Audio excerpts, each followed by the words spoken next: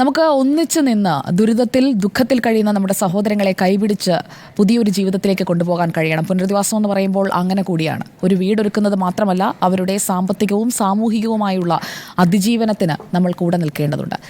നമ്മളിനി പോകുന്നത് വിലങ്ങാട്ടേക്കാണ്. ഉരുൾപൊട്ടൽ ബാധിത മേഖലയായ കോഴിക്കോട് വിലങ്ങാട് വിദഗ്ധ സംഘം സന്ദർശിക്കും. Geologist, hydrologist, soil conservator, Hazard analyst എന്നിവരടങ്ങുന്ന 4 അംഗ സംഘമാണ് സന്ദർശനം നടത്തുക. മേഖലയിലെ ഉരുൾപൊട്ടൽ സാധ്യതാ കേന്ദ്രങ്ങൾ പരിശോധിച്ച ശേഷം പുനരധിവാസം സംബന്ധിച്ച റിപ്പോർട്ട് നൽകും. 100-ലേറെ പ്രഭവ കേന്ദ്രങ്ങളിൽ ഉരുൾപൊട്ടൽ ഉണ്ടായതായാണ് വിലയിരുത്തൽ. VS രഞ്ജിത്ത് നമുക്കൊപ്പമുണ്ട്. VS രഞ്ജിത്ത്, ഇക്കാര്യത്തിൽ സർവേ ഓഫ് ഇന്ത്യയുടെ പരിശോധനയും നടക്കുന്നുണ്ട് എന്നാണ് നമ്മൾ മനസ്സിലാക്കുന്നത്. അവിടെയുള്ള പ്രഭവ കേന്ദ്രങ്ങൾ തിരിച്ചറിയുക, ഭാവിയിൽ ആഘാതം ഒഴിവാക്കുന്നതിന് ആളുകൾക്ക് കൃത്യമായ മുന്നറിയിപ്പുകൾ നൽകുന്നതിന് എത്രത്തോളം സഹായകമാകും വിദഗ്ധ സംഘത്തിന്റെ പരിശോധന?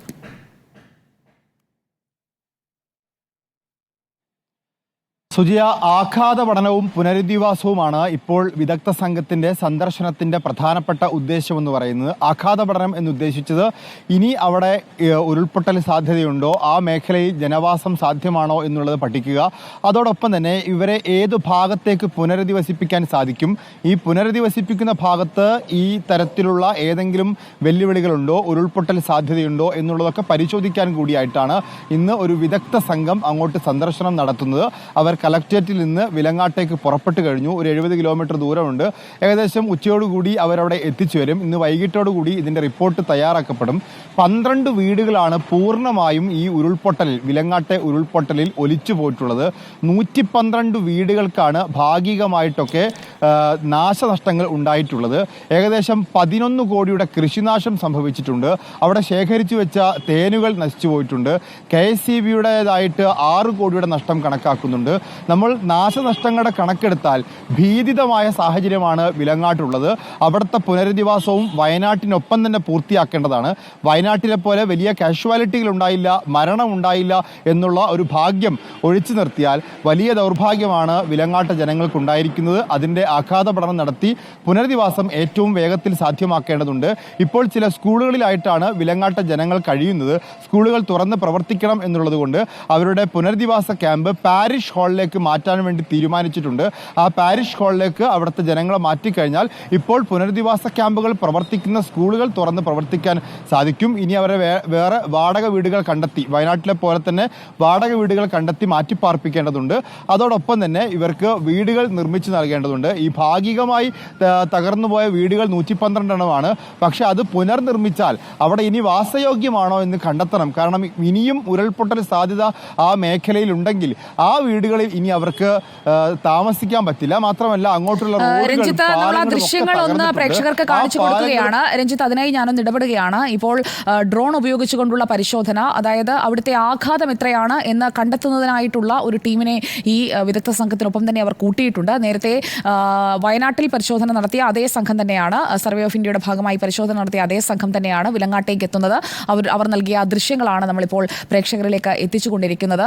രഞ്ജിത്ത്, കൃത്യമായി എങ്ങനെയാണ് ആ ഭൂമിയുടെ ഘടന മാറിയിരിക്കുന്നത്, വിള്ളലുകൾ എങ്ങനെയാണ് രൂപപ്പെട്ടിരിക്കുന്നത് എന്നത് കൃത്യമായി ആഴത്തിൽ പരിശോധിക്കുക, അങ്ങനെയൊരു പരിശോധനയാണ് ഇപ്പോൾ നടക്കാൻ പോകുന്നത് എന്ന് സൂചിപ്പിക്കുന്ന ദൃശ്യങ്ങളാണ് ഇപ്പോൾ നമ്മുടെ മുന്നിലേക്ക് എത്തുന്നത്. രഞ്ജിത്ത്, തുടരാം.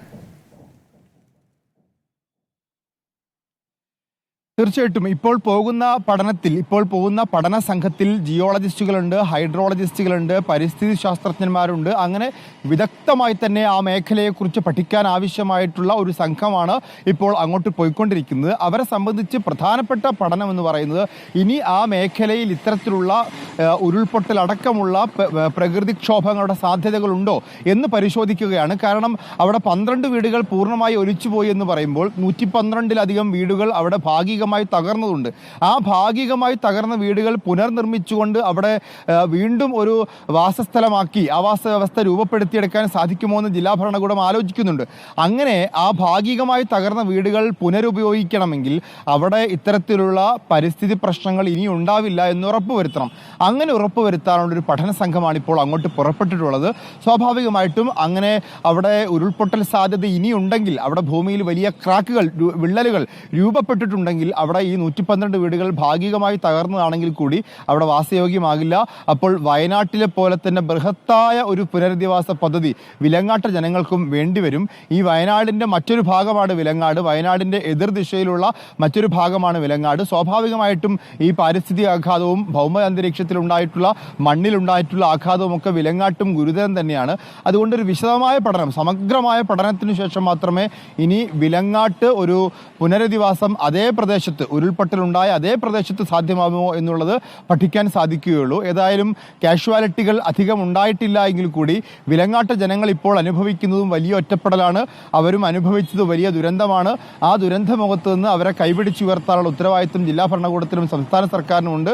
അതിൻ്റെ ആദ്യപടിയായി പുനരധിവാസത്തിൻ്റെ സാധ്യതകളും ആഘാത പഠനവും പരിശോധിക്കാനാണ് ഇന്നിപ്പോൾ വിദഗ്ധ സംഘം എത്തുന്നത്. അവർ ഉച്ചയോടുകൂടി അവിടെ എത്തുമെന്ന് കണക്കാക്കപ്പെടുന്നു.